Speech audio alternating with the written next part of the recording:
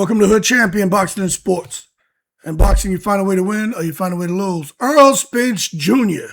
Fight week. Everybody talking.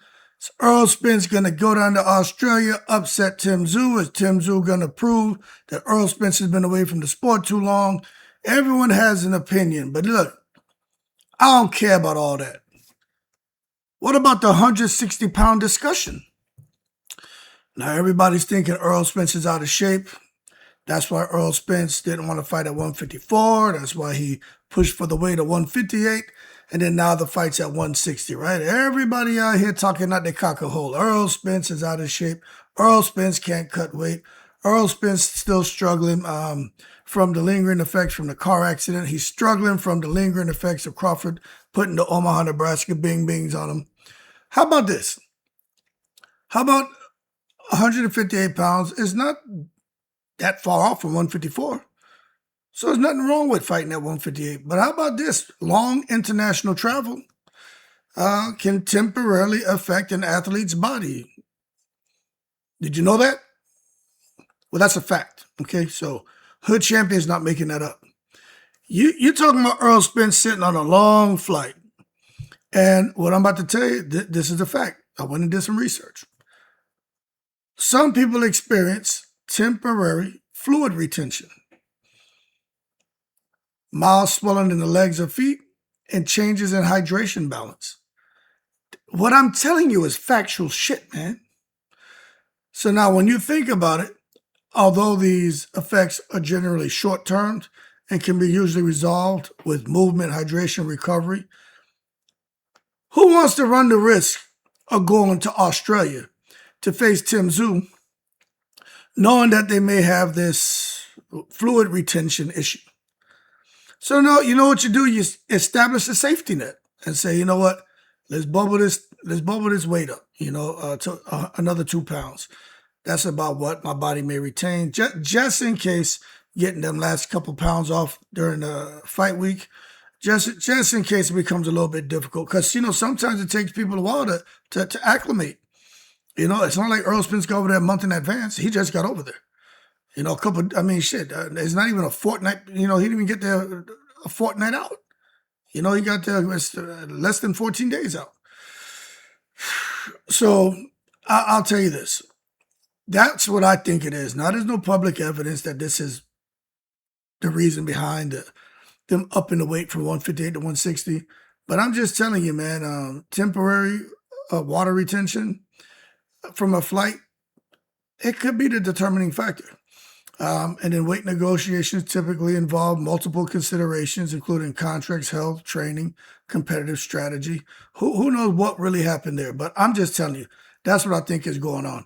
Now, as far as Spence and Tim Tszyu, let's just be real. I saw something happen there. I think old Tim Tszyu had the upper hand and no longer has the upper hand. And it's all because Errol Spence won't extend his hand for that handshake. Now, Errol Spence, what do young people say? Stand on business. All right, Errol Spence stood on business. Wouldn't shake the man's hand. Initially, I thought, damn, Errol Spence, man, taking it to the stupid. Shake the man's hand, you know what I'm saying? But he said, nah, he was talking shit. I ain't gonna shake your hand. After the fight, I'll shake your hand. This is war, we about to fight. I ain't shaking his hand. So I said, okay, whatever. Then out there, they do the the face-off where they have the guy, the mediator, the two of them talking, and they're talking about what they're gonna do in the fight. I think it's like the face-off, whatever that shit is called, where they have the little 15-minute clip of both of them talking. But Errol Spence again decided, I'm not shaking Tim Tszyu's hand. And I'm watching that, and I'm like, okay, I understand. But he said, now I understand. Tim Tszyu was talking shit about Errol Spence having the damage to his eye. He was making comments about it and mocking him and basically suggesting that, that he could have probably gone forward with a fight and his vision problem. Just saying shit that Errol Spence didn't like. Well, long story short, Errol Spence seemed super locked in, but I just watched Tim Tszyu. It's like his face just zeroed out, man. It's just his face got small and shit. And I was like, Tszyu is in Australia, and Errol Spence is bringing the A-side energy over there, letting him know A's for Australia, but A's for A side, that's all me, Errol Spence. And I'm like, shit. But I'm just telling you, man, Errol Spence feels disrespected, but Tim Tszyu also feels disrespected. But I just think you're going to see some added emotional motivation from both sides. Who wins? I still think it's 50-50, man. But whether this is going to translate into an improved performance on both sides, that's yet to be seen. We're going to find out in a couple of days, aren't we? Some fighters thrive on emotion, while others perform best when staying calm and disciplined. I think Tszyu is emotionally driven. I think Spence is calm, disciplined. But you just don't know what's going to happen when they get in there. The leather starts flying and somebody gets hit and gets hit really hard. You know, somebody going to be up and away. And it won't be me getting hit in the goddamn mouth. Anyway, we'll see what happens when he get in the ring this weekend. But that's why Errol Spence doesn't want to mess with him. Tim Tszyu is talking shit. Okay, got it. Now, 154-pound division. Josh Kelly is out here talking his shit now. I said, okay, Josh Kelly, you over there in the UK, man. They're breezing, eating your little vegetable medley and steamship round and sipping on tea. But he came out and he's like, yo, I want Jaron Ennis. I'm like, damn. Now I know Josh Kelly's fighting this weekend, undercard of Anthony Joshua. Anthony Joshua's fighting this, I don't want to mispronounce his name. But the guy that has a bunch of knockouts, but the guys he was knocking out, they were like 5 wins and 25 losses, those kind of people. But the bottom line is Josh Kelly's back. And he wants to fight Ennis. And I'm like, okay, he's calling him out. But this is what I think should happen. And I said it before, I'm going to keep saying it. Every time I do these roll-ups, I'm going to mention it. And I'm going to hit up Eddie Hearn. Will he listen to me? Who knows? They need to put, because Fundor's busy, put Jaron Ennis against Josh Kelly, as long as Josh Kelly wins this weekend. The guy he's fighting is no slouch. But if Josh Kelly wins, just immediately turn and make the fight for Josh Kelly, Jaron Ennis as the co-main to Anthony Joshua, Tyson Fury. I had a homeboy tell me that, hey, that's what they should do. I agree. I said it yesterday. I'm going to keep saying it every time I do these roundups because I see several advantages, and so do other people who I've mentioned this with. They're like, yo, talk about global exposure for Jaron Ennis and Josh Kelly. But you got a strong stylistic matchup, a unification, and an opportunity for Ennis to reach a wider audience. If he can go over there and do the business, whether against Josh Kelly, whether they fight in Saudi, whether they fight in the UK, wherever that fight's going to be, he is going to be international, baby. And this is the kind of fight that he needs with the kind of exposure that he needs. But I'll just tell you right now, you got to get Eddie Hearn to want to put two of his, champions against each other. And I think Eddie Hearn would rather find something else for Josh Kelly to do and have Jaron maybe do something else than fight Fundora. But I don't know what he's going to do. But I just think promoters, that's not a problem. Broadcasters is not a problem. The fighter's not a problem. It's just a matter of what Eddie Hearn wants to do. But that's the fight. That's the fight to make as a co-main to Fury Agit because the whole world's going to be watching. Now, speaking of the heavyweights, you got Agit, Kabayel, and Murat Gassiev. They're in negotiations for a fight. Some opinions are divided. Some are favoring Kabayel, of course. Just how he's looked in recent form, his movement, body punching, conditioning, pressure. Kabayel is a beast. And people looking at Gassiev, experience, power, he got some speed. He's qualified. But I'm just telling you, I just find it hard for anyone to beat Kabayel. I'm not going to say it's an easy win for him, but anybody suggesting Kabayel against Gassiev is easy, that's nothing more than, that's just speculative, right? But I do think it's a competitive fight, but I favor Kabayel to win. Let's see if they can firm up their deal. Now, talk about somebody who wants to make a deal. Jesus Christ. Vergil Ortiz. He's still out here making noise, talking about, I got boots. From what I've seen, I got boots. I'm like, I know he's got confidence. Nothing wrong with expressing your confidence, man. But let's not take it to the stupid. Jaron Boots Ennis is up and away. And I'm going to tell you right now, if Bohachuk put the bing-bings on Ortiz, because he did, Jaron Ennis killed that dude, man. And I am not taking nothing from Ortiz. He can fight, but Ennis got something special about him. And for Ortiz to think, oh, I got him now. Jaron's going to stand in front of me and it's going to allow me to land my big straight right hand. You know what I mean? Negative. Matter of fact, hey, yo, Ortiz, hold your horses and stop taking it to the stupid. You need to get your momentum going, man. The last thing you want to do is come off the sideline, jump in the game against a beast like goddamn Jaron Ennis. That's the worst thing you want to do. You better warm up and get the momentum going before you mess around with Ennis. Ennis is finally back active. And he's got all the confidence in the world. And he's riding on a high.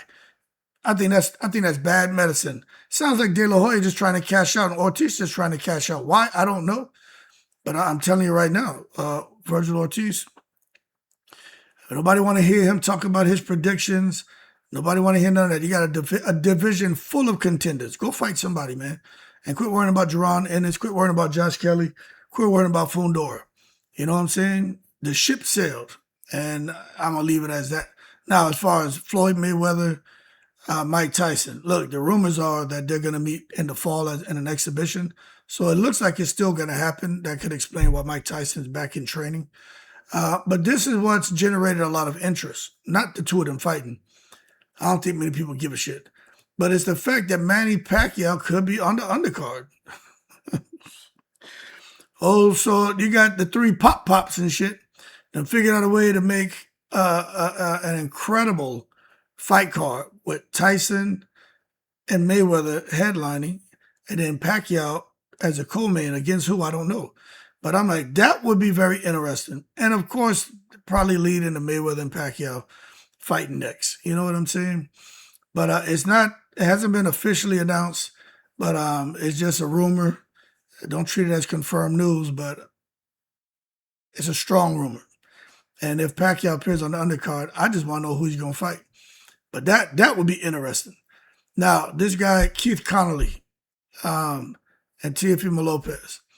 Look, Keith Connolly represents several fighters, man, but he's done something great with Teofimo Lopez business decisions. And Teofimo Lopez, somehow, he continues to draw attention, man, and he's making some money. He got a really groundbreaking deal with DAZN. And glad to see that for Teofimo Lopez, man. He's up and away, making more money than ever. And just like Shakur Stevenson, I gotta stop calling Shakur Money Shakur Stevenson, just like Money Mayweather. Start calling Teofimo Money Teofimo Lopez, because these cats is out here making real money now, you know. And that's what you want to see. So I can never hate on them young bucks out there getting their dough. Get the money while you can. Because it ain't always these opportunities ain't always going to be there. You know what I mean? One loss and you're done. So at least get your contracts in place, your guarantees, win, lose, or draw, and go out there and stack up your dough. But I'll tell you right now, man, we're going to have to see how the partnership fares out. We'll see the quality of the opponents, the frequency of the fights, and we'll see the results when Teofimo's out here scrapping. But Teofimo fighting Rolly, I just think he loses that fight. That's just my opinion. But we'll find out.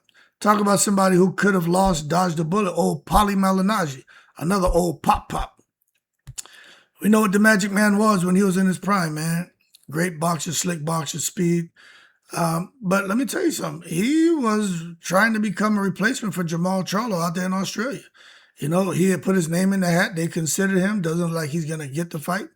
But he was supposed to replace Jamal Charlo. I'm like, Paulie Malignaggi? Old man Malignaggi that's out there doing that bare knuckle and coming out of those fights looking at Freddy Krueger got a hold of his ass. It's like, all right, but he's going to be in Australia as a commentator, so he's already in shape. So he's like, shit, I'll fill in for him. So Paulie Malignaggi probably felt that he could, go out there and get an easy win, get an easy payday, and be up and away. But it looks like they shot that shit down. So event organizers, they weren't feeling it.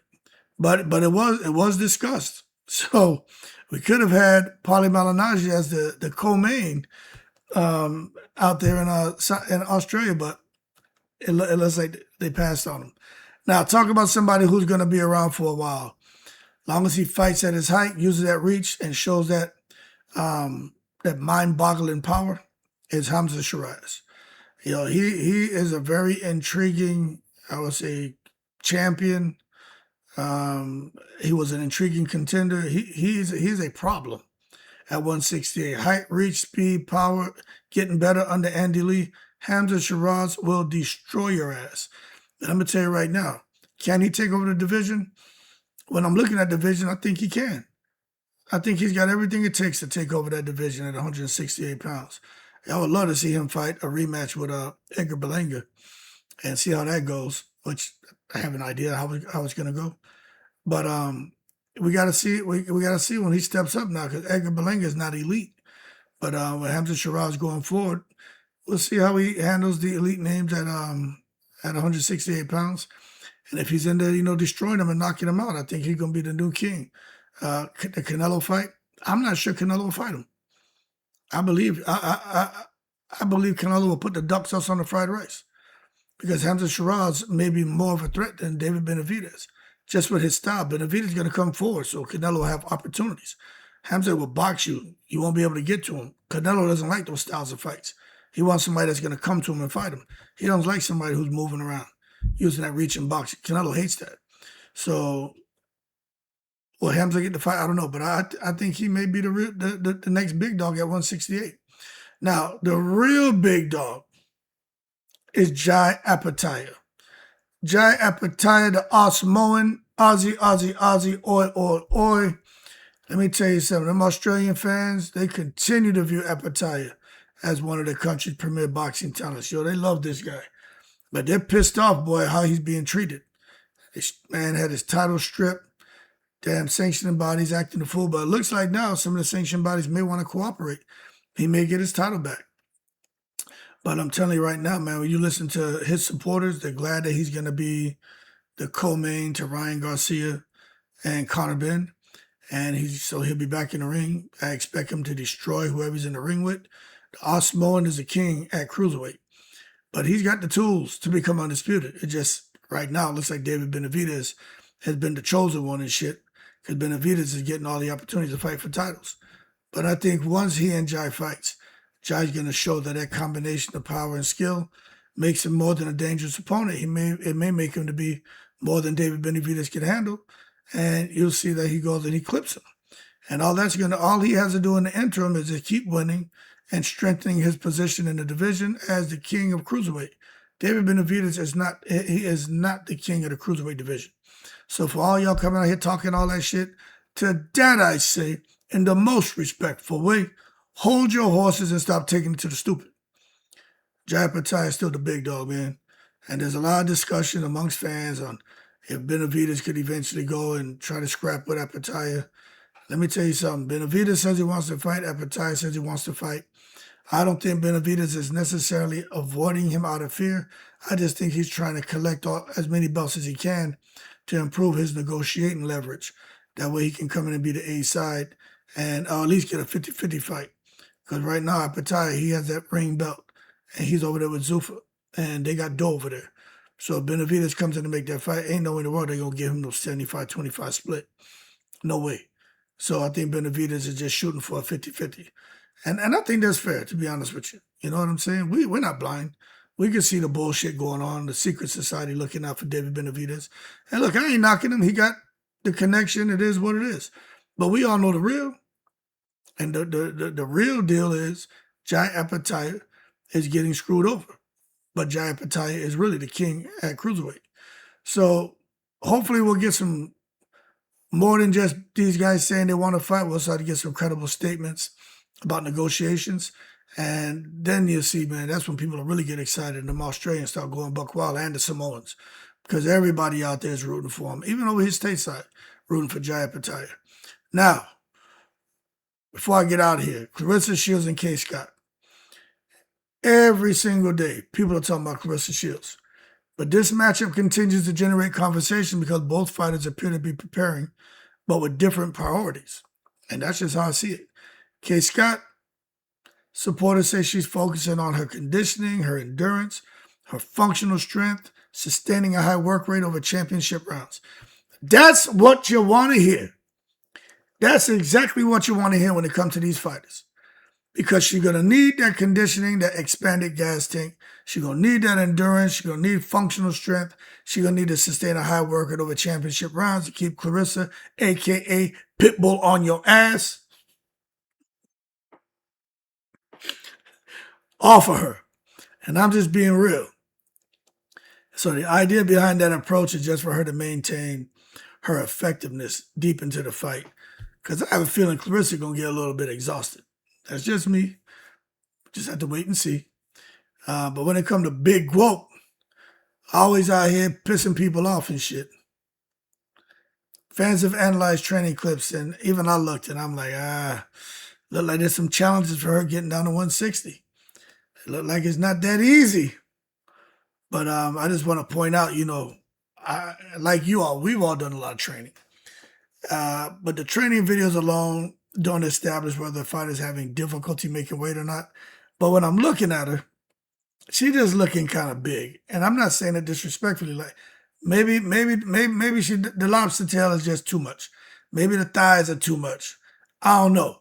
But when I see her running, man, and the butt jiggling, the thighs jiggling, I don't see any striations. It just looked like she's not losing the weight. So like she could be struggling, man. I don't know if it's just the clips we're seeing. I don't know what the scale's showing. I don't know if she's, the comfort foods are getting to her still. I don't know. But I will tell you that she is a woman. She's not in her early 20s no more. She going on with 31. She'll be 32 next year. She not too many years off from being a goddamn G-Mal, you know what I'm saying? A old Mother Hubbard who lives in the cupboard. Going to the cupboard, you know what I mean? To fetch the old taco bone. So she better be careful. Because at 31, shit, going on 32, trying to cut for her what seemed to be, 40, 50 pounds to get down to 160. It's not the same. It's just not the same. And it's not even her. Has nothing to do with her eating habit. That shit is just not the same. The body just doesn't cooperate with you when you were young. And you can look at her and see genetically, she don't have the best genetics. She got to work hard. Unlike some of the other fighters who kind of got a little easier. She got to work hard, man. But weight cuts can be demanding. They can be demanding. That's why, I like to joke and everything, but I understand how demanding it is, especially for an elite fighter like Claressa Shields. But is she struggling? They'll never say it. But, I mean, we're far from slow. Just on the outside looking in, although this remains speculative, it does look like she's struggling to lose some weight. As a result, most people are starting to give Kaye Scott a real chance at getting there and having her bust the Douglas Mike Tyson moment and putting the bings on big whoop. So, difficult weight cut, man. That could significantly affect Claressa's stamina and recovery. That could mess her up. It could be all bad. But then again, you gotta look at Claressa Shields compared to Kaye Scott. Talk about experience, not just in the ring, with preparation. Say Claressa knows what to do. People out here worried about the wrong thing. But I don't know, man. Maybe she continues to perform at her usual level. I'll just say until fight night, all of this remains to be competing opinions rather than proven outcomes. But I'm just going to tell you, man, you want to hold your horses and stop taking it to the stupid, because it looks like what she's doing as far as the weight cut is more missed than hit. And I'll leave it as that. Anyway, y'all keep cool. Shout out to the veterans all 7 continents. Weight cut trouble. Somebody's struggling to lose weight, and it ain't me. Yo, I'm in the breeze.